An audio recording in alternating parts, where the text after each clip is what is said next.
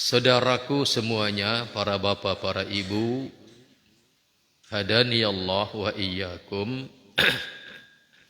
Kita kembali bersama Mukhtasar Jami'il Ulumi wal Hikami karya Al-Imam Ibn Rajab Al-Hambali rahimahullah.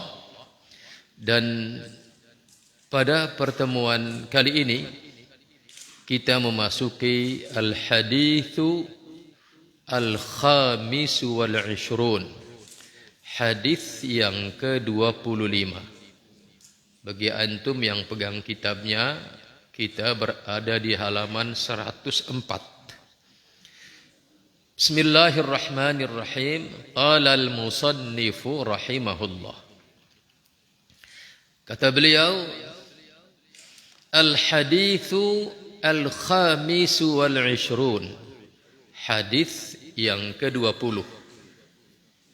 An Abi Dzarrin radhiyallahu anhu, riwayat dari Abu Dzar radhiyallahu anhu, beliau meriwayatkan anna nasan min ashabi Rasulillah, bahwa ada sekelompok manusia dari kalangan sahabat-sahabat Rasulullah, qalu, mereka berkata, lin Nabi sallallahu alaihi wasallam, kepada Nabi Muhammad sallallahu alaihi wasallam. Apa kata mereka? Kata mereka, ya Rasulullah, wahai Rasulullah, dhahaba ahlud duthur, telah bergegas orang-orang ahlud duthur, orang-orang kaya, bil ujuri, dengan berbagai macam pahala. Ini rupanya sahabat-sahabat Rasul yang miskin mengadu tentang keadaannya, melihat sahabat yang lain memiliki kelebihan, meraih pahala dengan hartanya. Dhahaba ahlud duthuri bil ujur, kata mereka. Mereka telah bergegas mendahului kami, mendapatkan berbagai macam pahala. Padahal yusalluna kama nusalli, pahala salat yang kami dapatkan, mereka juga dapat. Wa yasumuna kama nasum, pahala puasa yang kami dapatkan, mereka juga dapat. Mereka sholat sebagaimana kami sholat, mereka puasa sebagaimana kami puasa. Tetapi wahai Rasul, wa yatasaddaquna bifuduli amwalihim, sedangkan mereka bisa melakukan bersedekah dengan kelebihan harta-harta mereka, dan itu tidak bisa kami lakukan, kata mereka. Mendengar keluhan sahabatnya yang miskin ini, maka qala, Nabi bersabda, awalaysa, bukankah qad ja'alallahu lakum, Allah telah membuatkan bagi kalian, ma, sesuatu, tasaddaqun, yang kalian juga bisa bersedekah. Kemudian Nabi menjelaskan apa saja yang nilainya setara dengan sedekah itu. Rasul menjelaskan, inna bikulli tasbihatin sadaqatan, sesungguhnya dengan setiap satu bacaan tasbih subhanallah, itu bernilai satu sedekah. Ini solusi buat kita yang miskin, ingin sedekah dengan harta belum punya, maka perbanyak tasbih. Wa kulli takbiratin sadaqatan, kata Nabi. Juga setiap kali satu takbir Allahu Akbar, itu juga bernilai sedekah. Wa kulli tahmidatin, dan setiap satu kali tahmid alhamdulillah, ini juga bernilai sedekatan. Ada nilai sedekah kata Rasul.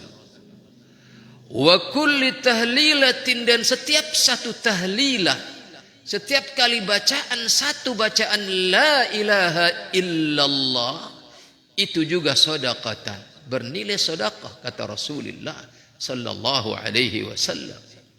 Wa amrun bil ma'ruf, juga mengajak orang lain kepada kebaikan, itu juga sedekah. Wa nahyun an munkarin sedekah, mencegah dari kemungkaran juga sedekah kata Rasul. Bahkan kata Rasul, wa fi bud'i ahadikum, bahkan di dalam kemaluanmu itu juga ada sedekah. Mendengar penggalan yang terakhir ini, di dalam kemaluanmu juga ada nilai sedekah. Mendengar penggalan kalimat terakhir ini, qalu, para sahabat berkata, ya Rasulullah, wahai Rasulullah, ayati ahaduna syahwatahu wa yakunu lahu fiha ajrun, apakah seseorang di antara kita apabila menyalurkan syahwatnya maka adalah baginya pahala? Qala, Nabi menjawab, ara'aitum law wada'aha fi haramin. Nabi kembali menjawab dengan pertanyaan, apa pandanganmu? Bukankah jika dia menumpahkan syahwatnya itu kepada yang haram, itu akana alaihi wizrun, bukankah ada dosa akibat dia menyalurkan syahwatnya kepada yang haram itu? Maka kata Nabi, fakadzalika idza wada'aha fil halal, maka demikian juga apabila dia menumpahkan syahwatnya itu, menyalurkan libido syahwatnya itu di dalam yang halal, kana lahu ajrun, maka adalah pasti baginya ada pahala. Haditsun sahihun rawahu Muslimun.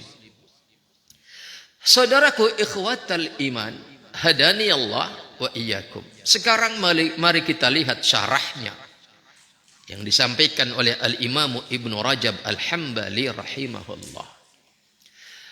Kata beliau, di dalam hadis ini ada fadlus sahabah, ada keistimewaan para sahabat. Wa hirsuhum 'alal a'malis salihah, dan antusiasme mereka terhadap amalan-amalan salih. Wa hazanuhum 'ala fawatiha, dan mereka bersedih kalau tidak bisa melaksanakan amal saleh itu. Inilah keistimewaan para sahabat. Mereka antusias ingin mengamalkan semua amalan saleh, dan mereka bersedih hati ketika mereka mengalami ketidakmampuan untuk melaksanakannya. Saudaraku ikhwatal iman, hadani Allah wa iyyakum. Selanjutnya kata Al-Imam Ibnu Rajab Al-Hambali, fi hadzal hadis, di dalam hadis ini, dalilun, merupakan dalil, ala anna sahabata radhiyallahu anhum, bahwa para sahabat itu li syiddati hirsihim, karena saking amat sangat antusiasnya mereka, alal a'malis salihah, terhadap amalan-amalan salih, wa quwwati raghbatihim, dan saking kuatnya semangat mereka fil khairi, terhadap kebaikan, kanu yahzanuna ala ma yata'adzaru alaihim fi'luhu minal khair, maka adalah mereka yahzanun, mereka bersedih hati, ala ma yata'adzaru alaihim fi'luhu, ketika mereka terhalang dari melakukan kebaikan itu. Bukan hanya semangat melakukannya, tetapi ketika ada halangan yang menyebabkan dia tidak bisa melakukan amal soleh itu, mereka bersedih. Itulah para tauladan kita, para sahabat Rasulullah sallallahu alaihi wasallam. Kanu yahzanuna, adalah mereka bersedih hati, ala ma yata'adzaru alaihim fi'luhu minal khair, terhadap apa yang mereka terhalang dari melakukan kebaikan itu, mimma yaqdiru alaihi ghairuhum, sementara sahabat yang lain kok mampu. Maka mereka datang mengadu kepada Rasulullah. Kami sholat, mereka sholat. Kami puasa, mereka puasa. Giliran mereka bersedekah, kami tidak mampu. Sedih hati mereka. Wa yahzanuna 'ala at-takhallufi 'anil khuruji fil jihad, dan mereka bersedih ketika mereka takhalluf, tidak mampu berangkat menuju ke medan jihad, li'adamil qudrati 'ala alatihim, lantaran tidak adanya kemampuan pengadaan alat-alat perang sabil itu. Itu keadaan psikologis para sahabat yang demikian itu. Wa qad akhbarallahu anhum bidzalika fi kitabih. Allah kabarkan kondisi psikologis mereka yang demikian itu. Allah kabarkan dalam Al-Quran surat At-Taubah ayat 92. Kata Allah, wala 'alal ladzina idza ma atauka litahmilahum qulta la ajidu ma ahmilukum alaih. Tidak ada dosa bagi orang-orang yang tatkala datang kepadamu wahai Muhammad, agar engkau litahmilahum, agar engkau menyediakan untuk mereka segala fasilitas peperangan, perang sabil. Kemudian engkau mengatakan la ajidu ma ahmilikum alaih. Kemudian engkau wahai Muhammad mengatakan tidak ada karena keterbatasan. Maka mereka semangat ingin maju ke medan perang. Lantaran kemiskinan, mereka tidak punya alat perang, tidak punya kendaraan untuk menghantar mereka ke medan perang.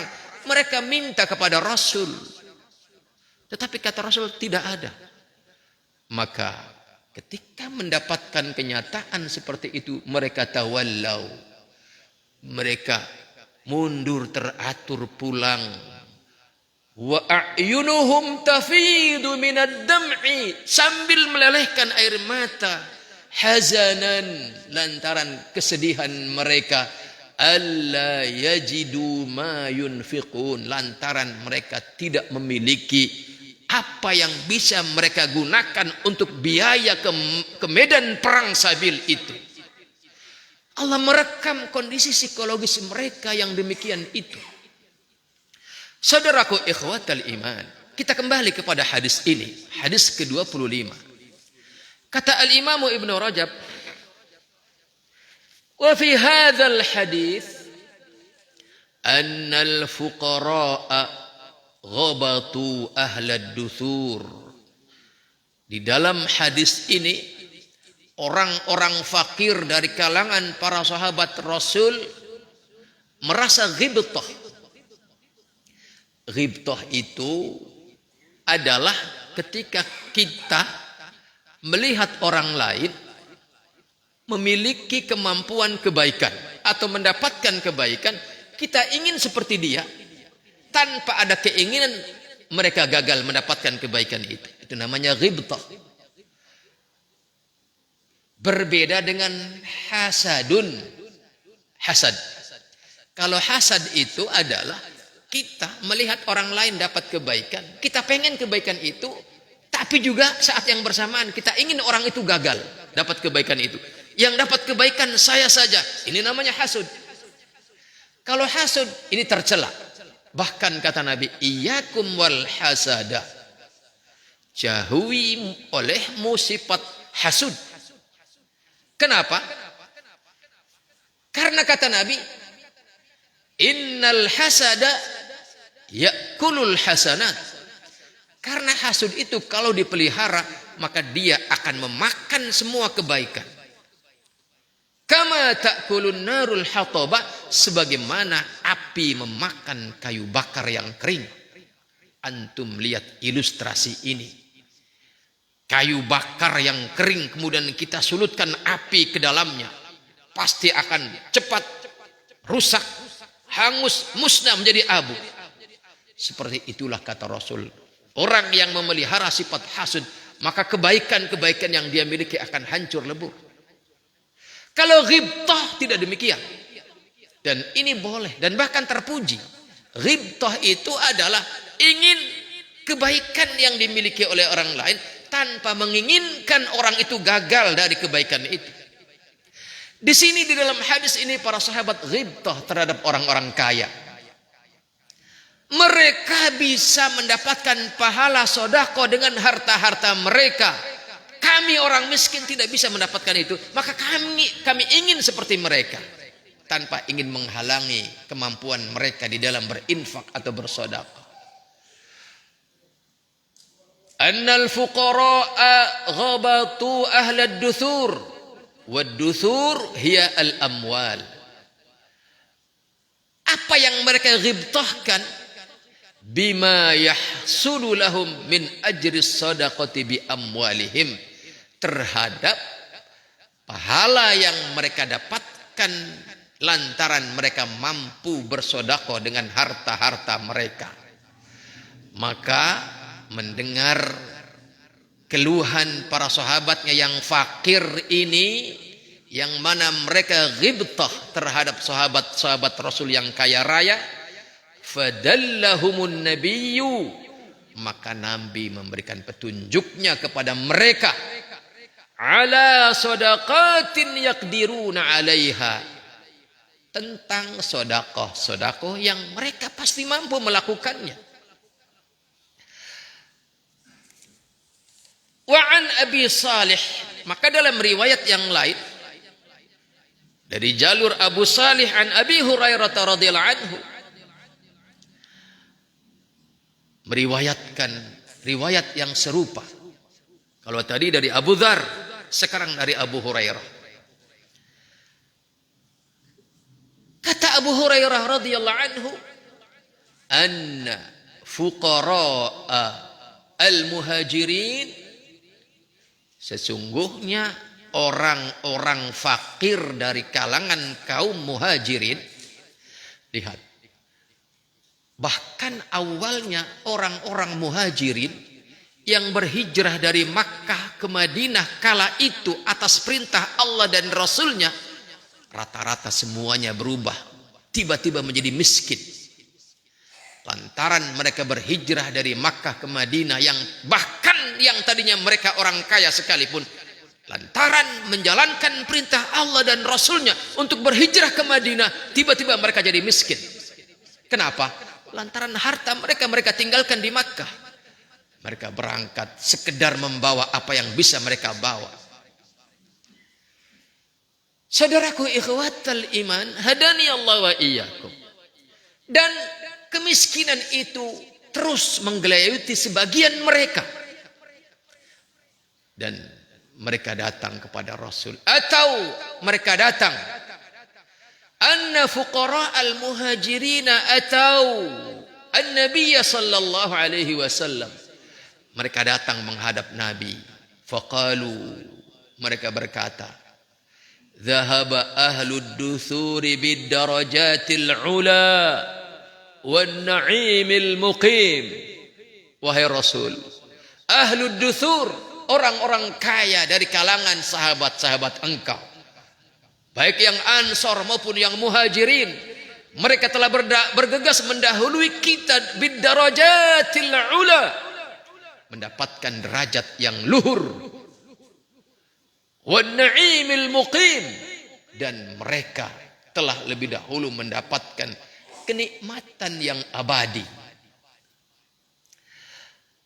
Artinya mereka mendapati sahabat yang lain yang kaya raya itu, mereka mendapatkan kemuliaan yang tidak bisa mereka dapatkan, orang-orang fakir ini tidak bisa dapatkan.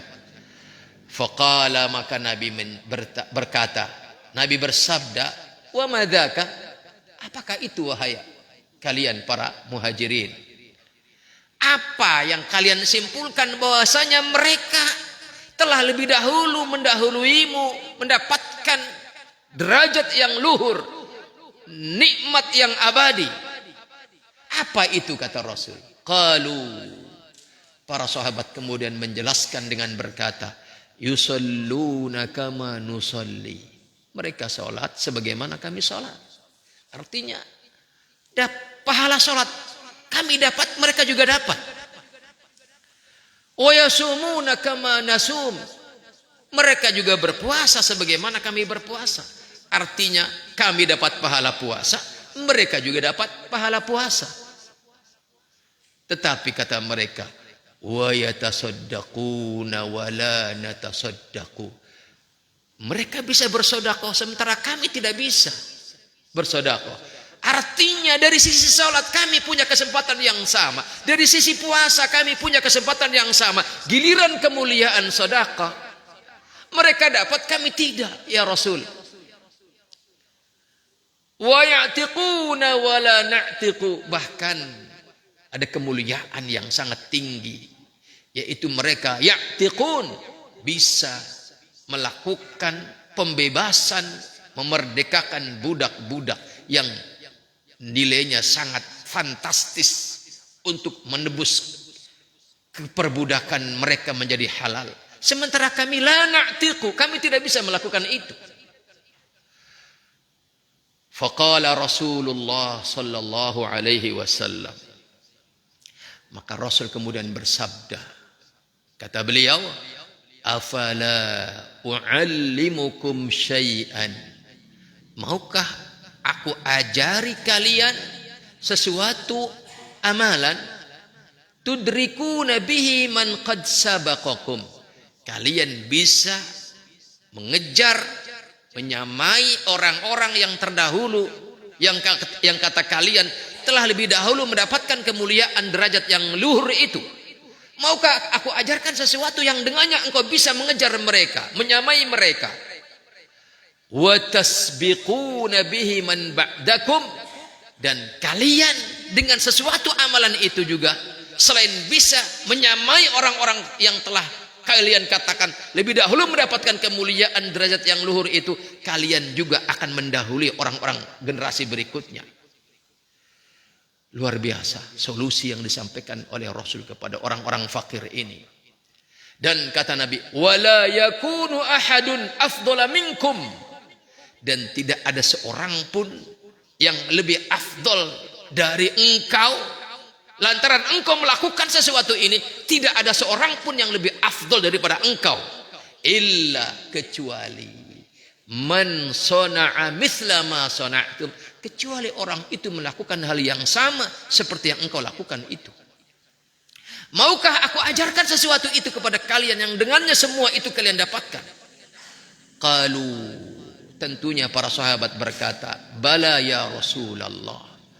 Betul ya wahai Rasul, ajarkan itu kepada kami.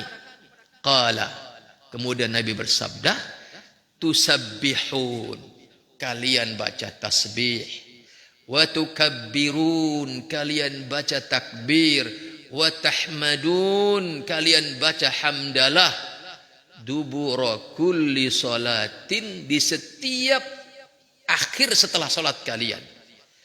Masing-masing 33 marrah. Masing-masing tadi tasbih, takbir, tahmid masing-masing dibaca 33 kali setiap ba'da shalah. Saudaraku ikhwatal iman, hadani Allah wa iyyakum. Para sahabat yang fakir ini gembira luar biasa. Maka qala Abu Salih, riwayat hadis ini yang meriwayatkan dari Abu Hurairah ini, beliau berkata, faraja'a fuqara'ul muhajirin. Mereka kemudian setelah mendapatkan pelajaran ini mereka pulang. Faraja'a fuqara'ul muhajirin. Setelah mereka mengamalkan amalan ini, mereka kembali menghadap kepada Rasulullah sallallahu alaihi wasallam. Faraja'a fuqara'ul muhajirin ila Rasulillah. Setelah mereka amalkan di rumah, sehari-hari mereka amalkan, mereka balik lagi menghadap kepada Rasul. Mengadu kembali, apa kata mereka? Faqalu, mereka berkata, wahai Rasul, sami'a ikhwanuna ahlul amwal bima fa'alna Fafa'alu mithlahu. Wahai Rasul, mereka orang-orang kaya dengar ajaran ini. Mereka dengar ajaran yang engkau ajarkan itu. Yang bahwa dengan melakukan tasbih, tahmid, takbir 33 kali setiap ba'da salah, yang tidak ada yang bisa menyamai kemuliaannya. Mereka dengar. Dan mereka juga mengamalkannya. Fafa'alu mithlahu, mereka juga melakukannya. Jadi serba salah mereka. Ingin mengejar mereka. Ingin menyamai mereka. Ingin mendahului orang-orang belakangan. Orang kaya dengar juga amalan ini. Maka beruntunglah wahai antum yang sudah kaya raya. Punya peluang yang besar untuk bisa melakukan apa yang dilakukan oleh orang miskin dari amal-amal saleh. Sementara kita orang-orang miskin tidak bisa melakukan apa yang bisa dilakukan oleh orang-orang kaya, yaitu berinfak di jalan Allah dengan harta-harta. Saudaraku, mendengar keluhan sahabatnya yang miskin ini, faqala Rasulullah sallallahu alaihi wasallam, kata Rasul, ya sudah. Kemudian Nabi menjawab dengan firman Allah, surat Al-Maidah ayat 54. Kata Rasul, dzalika fadlullahi yu'tihi may yasha. Itulah fadlun minallah. Itulah karunia dari Allah. Allah berikan kepada siapa yang Dia kehendaki. Tidak ada pilihan lain kecuali kita harus menerimanya. Maka saudaraku ikhwatal iman, hadani Allah wa iyyakum. Di sini kita sedang dihadapkan kepada dua keadaan umat Islam. Yang satu kaya raya, yang satu miskin. Yang satu dia berlimpah harta, yang satu kelompok dia orang yang berkekurangan. Tetapi bukankah Islam itu adalah datang untuk membawakan kebahagiaan bagi siapapun? Bukankah Islam itu datang membawa kemuliaan bagi semua orang pada level apapun? Level pendidikannya, level kekayaannya, level sosialnya, bahkan level kecerdasannya. Islam datang untuk semua mereka. Maka, saudaraku ikhwatal iman, hadani Allah wa iyyakum. Terkait dengan harta, bagaimana bimbingan Islam kepada kita? Bahwa dalam sebuah hadis yang dikeluarkan oleh Al-Imam At-Tirmidzi rahimahullah, dan hadis ini sahih, Nabi bersabda, dan ini menjadi renungan buat kita semua. Bagaimana posisi kita terhadap harta-harta dunia? Kata Nabi, innamad dunya li arba'ati nafarin. Sesungguhnya hanyalah dunia itu bagi 4 golongan manusia. Sekarang mari kita lihat, berada di posisi mana kita terhadap pembagian 4 kelompok manusia hubungannya dengan urusan harta dunia. Yang pertama kata Nabi, dari 4 golongan manusia itu, abdun razaqahullahu malan wa ilman. Yang pertama, orang atau seorang hamba yang Allah karuniakan kepadanya 2 hal, harta dan ilmu. Fahuwa yattaqi fi malihi rabbah. Kemudian dengan harta dan ilmu yang dia dapatkan karunia-Nya dari Allah itu, dia bertakwa kepada Allah dalam urusan hartanya dan dalam urusan ilmunya. Yang kedua, wa yasilu fihi rahimah. Dengan ilmu dan hartanya dia membangun hubungan yang harmonis dengan kerabatnya. Ini yang pertama, kelompok manusia. Dia diberi karunia harta dan ilmu, yang kemudian dia bertakwa kepada Allah dengan harta dan ilmunya, dan kemudian dia membangun silaturahim dengan kerabatnya. Dan juga wa ya'lamu lillahi fihi haqqan, dan dia juga mengetahui apa hak Allah terhadap harta-harta itu. Dia dia tahu di dalam harta yang dia dapatkan sebagai karunia dari Allah itu ada hak Allah yang wajib dia tunaikan. Apakah itu zakat ataukah yang lainnya? Maka kata Nabi, kelompok yang pertama ini, fahadha bi ahsanil manazil indallah. Ini adalah derajat yang paling terbaik di sisi Allah. Kelompok terbaik manusia di sisi Allah yang dengan harta dan ilmunya dia bertakwa kepada Allah. Dengan harta dan ilmunya dia membangun silaturahmi dengan kerabatnya, yang dengan harta dan ilmunya dia tahu apa hak Allah di dalam harta itu. Maka orang yang demikian adalah bi ahsanil manazil indallah. Dia orang terbaik kedudukannya di sisi Allah Subhanahu wa taala. Lihat, apakah kita di sini? Seberapapun harta kita, seberapapun ilmu kita, maka lihat, apakah dengan itu semua kita bertakwa kepada Allah? Semakin bertakwa kepada Allah, membangun silaturahmi dengan kerabat, dan kita tahu ada hak-hak Allah di dalam harta kita. Jika iya, maka pujilah Allah. Berarti kita telah optimis berada pada posisi terbaik di sisi Allah Subhanahu wa taala. Kemudian yang kedua kata Rasul, wa 'abdun razaqahu Allahu ilman wa lam yarzuqhu malan. Ada lagi kelompok manusia yang kedua.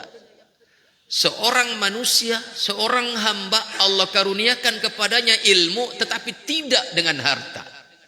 Dia berilmu tapi dia miskin. Tetapi kata Nabi, jika dia adalah fahuwa sadiqun niyah, dia punya niat yang jujur, kemudian dia berkata, lau anna li malan, seandainya aku punya harta seperti kelompok yang pertama tadi, la amiltu bi amali fulan, pasti aku juga akan mengamalkan apa yang dia amalkan dengan hartanya itu. Semata niat. Dia punya ilmu, dia diberi ilmu oleh Allah Subhanahu wa taala. Artinya ilmu juga rezeki, ya. Ilmu juga karunia dari Allah Subhanahu wa taala. Dia mendapatkan ilmu, mendapatkan karunia dari Allah berupa ilmu, tetapi qadarullah, harta yang dia dapatkan karunia dari Allah itu tidak seberapa. Tetapi dengan niatnya yang jujur, dengan niatnya yang tulus, dia berprinsip, seandainya aku memiliki harta seperti yang dia miliki, kemudian dia infakkan di jalan Allah, dan dengan itu dia semakin bertakwa kepada Allah, dan dengan hartanya itu dia membangun silaturahmi, maka aku pun akan melakukannya. Artinya Pak Bu, orang yang berharta itu lebih bisa untuk membangun silaturahmi dengan kerabatnya, lebih bisa untuk membangun silaturahim dengan kerabatnya. Maka kalau antum pada posisi sebagai orang yang berlebih harta daripada adik dan kakak antum, kerabat antum, maka antum yang harus lebih aktif untuk membangun silaturahim. Kenapa? Orang miskin biasanya minder untuk datang ke rumah kerabatnya yang kaya raya. Apalagi mungkin ada trauma-trauma masa lalu. Antum punya tanggung jawab moral di hadapan Allah Subhanahu wa taala untuk lebih aktif membangun silaturahim dengan kerabat-kerabat antum jika antum pada posisi orang yang punya harta. Lihat kata Rasul, tipe manusia yang kedua ini, dia diberi karunia ilmu tetapi tidak diberi harta, tetapi dia punya prinsip, seandainya saya berharta seperti dia, maka aku pun akan melakukan seperti apa yang dia lakukan, berupa semakin bertakwa, semakin mampu bersilaturahim dengan kerabatnya, semakin bisa berinfak di jalan Allah Subhanahu wa taala. Maka kata Nabi, fahuwa biniyatihi, maka dia dengan niatnya yang tulus itu, fa ajruhu ma sawa, pahalanya akan sama seperti tipe orang yang pertama tadi. Berarti dia akan berada pada bi ahsanil manazil, pada posisi terbaik di sisi Allah Subhanahu wa taala. Maka yang minimal buat kita adalah mindsetnya, cara berpikirnya, bahwa kalaupun kita belum mampu menjalankan kesalehan dengan harta karena kemiskinan kita, dan kita melihat ada orang lain di sekeliling kita yang memiliki kemampuan amal soleh dengan hartanya, maka paling tidak kita punya niat yang tulus untuk bisa melakukan seperti yang dia lakukan. Kalau nanti seandainya saya kaya raya seperti dia. Saudaraku ikhwatal iman, tengoklah kita. Bisakah minimal pada posisi yang kedua ini? Jika memang kita bukan orang yang kaya. Dan kemudian tipe kelompok yang ketiga, kata Nabi, wa rajulun atahu Allahu malan wa lam yu'tihi ilman. Tipe yang ketiga, seorang manusia Allah karuniakan kepadanya harta, tetapi tidak diberikan ilmu. Kebalikan dari kelompok yang kedua. Kalau yang kedua diberi ilmu tanpa harta. Ini yang ketiga diberi harta tanpa ilmu. Maka kata Nabi, yakhbitu fi malihi wa la yattaqi fihi rabbah wa la yaslu fihi rahimah. Dia berharta tetapi karena tanpa ilmu. Dia berharta yang berlimpah tetapi tidak ada ilmu. Maka kemudian dia merendahkan dirinya dalam urusan hartanya. Dia tidak bertakwa kepada Allah dalam urusan hartanya. Dan bahkan wala yasilu fihi rahimah. Bahkan dia tidak gunakan hartanya itu untuk membangun tali silaturahim dengan kerabatnya. Bahkan wala ya'lamu lillahi fihi haqqan. Bahkan dia pun tidak tahu bahwasanya di dalam hartanya ada hak Allah. Maka kata Nabi, fahada bi aswa'il manazil indallah. Ini adalah seburuk-buruk kedudukan di sisi Allah Subhanahu wa taala. Punya harta tidak digunakan untuk bertakwa kepada Allah. Punya harta tidak digunakan untuk membangun tali silaturahim dengan kerabatnya, bahkan semakin sombong. Maka kata Nabi, ini adalah aswa'ul manazil indallah, seburuk-buruk kedudukan di sisi Allah Subhanahu wa taala. Maka lihatlah diri kita. Jika kita merasa dan fakta ada harta yang bergelimang pada diri kita, kemudian tidak ada ilmu, atau bahkan lebih buruk, ada harta bergelimang, ada ilmu yang banyak tapi tidak bertakwa, tetapi tidak digunakan untuk membangun silaturahim, tidak berinisiatif, nunggu aja. Kalau si miskin, adik saya itu miskin, dia datang, saya datang. Ini enggak benar. Ini enggak benar. Justru yang kaya lah yang harus berinisiasi. Dia menjadi orang yang pertama menjemput kemuliaan yang bernama bangun silaturahmi dengan kerabatnya. Kemudian saudaraku ikhwatal iman, hadani Allah wa iyyakum. Tipe manusia yang keempat, yang terakhir. Wa rajulun lam yu'tihi malan wala ilman. Manusia yang tidak diberi harta, juga tidak diberi ilmu. Miskin dia, bodoh dia. Dan muskilahnya, problemanya, dia punya prinsip, lau anna li malan, kata si bodoh, si miskin ini, seandainya aku punya harta seperti harta yang dimiliki oleh orang itu, yang kemudian dia tidak bertakwa kepada Allah, dia gunakan berfoya-foya di dalam kemaksiatan, dia bahkan pecah dengan keluarganya, bertengkar dengan kerabatnya, dan dia flexing harta, Dia pamerkan hartanya. Kata orang yang keempat, yang tidak punya ilmu dan tidak punya harta ini, kalau saya seperti dia, hartanya berlimpah, saya akan melakukan hal yang sama dengannya. Maka kata Nabi, fahuwa biniyatihi, maka orang yang keempat ini dengan keinginannya, dengan niatnya itu, wahuma fil wizri sawaun, maka dosanya sama dengan orang yang berharta berlimpah kemudian dia gunakan untuk keburukan-keburukan, kemaksiatan di jalan Allah, kemaksiatan kepada Allah Subhanahu wa taala. Sekedar niat ingin seperti itu, gunakan hartanya untuk kemungkaran, untuk kemudian sombong dengan bahkan dengan kerabatnya, maka sekedar ingin, apabila punya harta dia akan seperti itu, maka dalam urusan dosa dia sama seperti pelaku langsung.